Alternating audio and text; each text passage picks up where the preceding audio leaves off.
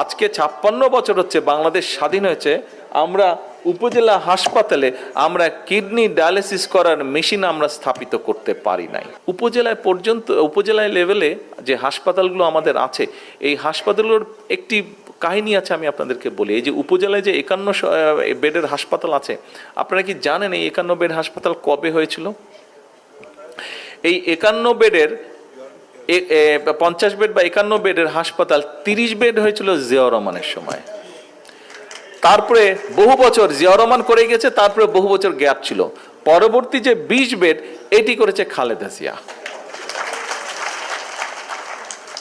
আচ্ছা, এইবার আপনাদের সরকার সিদ্ধান্ত নিয়েছে ইনশাল্লাহ আগামী 5 বছরের মধ্যে প্রত্যেকটি উপজেলার এই যে 51 সদস্য যে 50 সদস্য যে 51 সদস্য 51 বেডের যে হসপিটাল, এটাকে আমরা ইনশাল্লাহ 101 বেডের হসপিটালে আমরা নিয়ে যাব।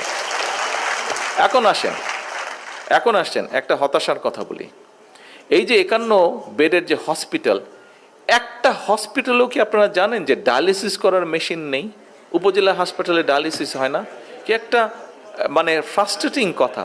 আজকে 56 বছর হচ্ছে বাংলাদেশ স্বাধীন হয়েছে, আমরা উপজেলা হাসপাতালে আমরা কিডনি ডায়ালিসিস করার মেশিন আমরা স্থাপিত করতে পারি নাই। জানলে খুশি হবেন আপনাদের।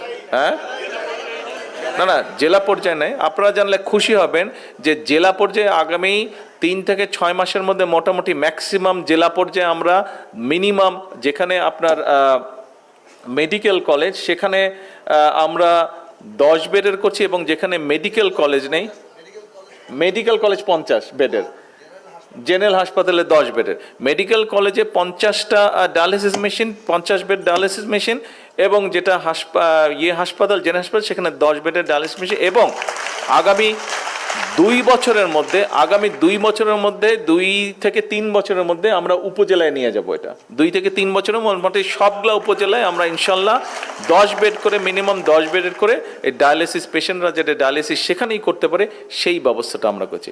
আপনারা নিশ্চয়ই খেয়াল করেছেন একটা জিনিস, এই যে বাজেটটা আমরা তো বলি জনবান্ধব বাজেট, কিন্তু এবার আমরা জনগণের জন্য বাজেট করার চেষ্টা করছি। আপনারা দেখেছেন যে স্বাস্থ্যের ব্যাপারে অনেকগুলো বিষয়ের উপরে কিন্তু গভর্নমেন্ট বলা যায় যে ট্যাক্স উঠিয়ে নিয়েছে বা 50% করেছে। তার ফলে যেটা হবে, এখানে নিশ্চয়ই কার্ডিয়াক ডক্টর আছেন, যারা কার্ডিয়াক ডক্টর, বিটু কোথায় গেল?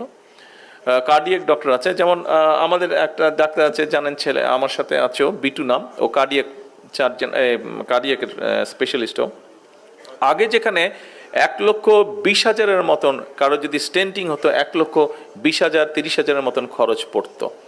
এই খরচটা গত বাজেটে আমরা সেই স্টেন্টিংয়ের উপর থেকে ডিউটিটা অর্ধেক করে দেওয়ার ফলে এই খরচটা কমে এখন 50 থেকে 60,000 টাকার মধ্যে এটা চলে এসেছে।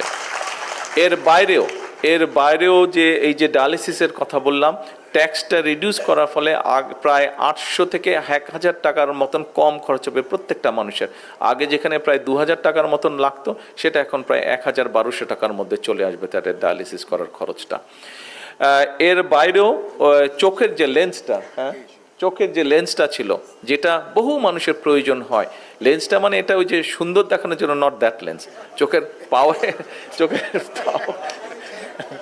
পাওয়ারের জন্য যে লেন্স যেটা মানুষের আসলেই প্রয়োজন, সেই লেন্সটার উপরেও ট্যাক্স বলা যায় প্রায় 0-র কাছাকাছি, অর্থাৎ কমিয়ে ফেলা হয়েছে। তার ফলে গরিব মানুষের জন্য এটাও একটা উপকার হবে। ঠিক একইভাবে সবাই বলে ইয়াং জেনারেশনের কথা, তরুণদের কথা বলে, সেই তরুণরা যাতে উৎসাহ ফিল করে, সেই তরুণরা যাতে আইটিতে ভালো করে কাজ করতে পারে, সেই জন্য আইটি সংক্রান্ত যতগুলো প্রোডাক্ট আছে এগুলোর উপর ট্যাক্স অলমোস্ট 0 করে ফেলা হয়েছে, যাতে করে এখানে অনেক কর্মসংস্থানের ব্যবস্থা হয়।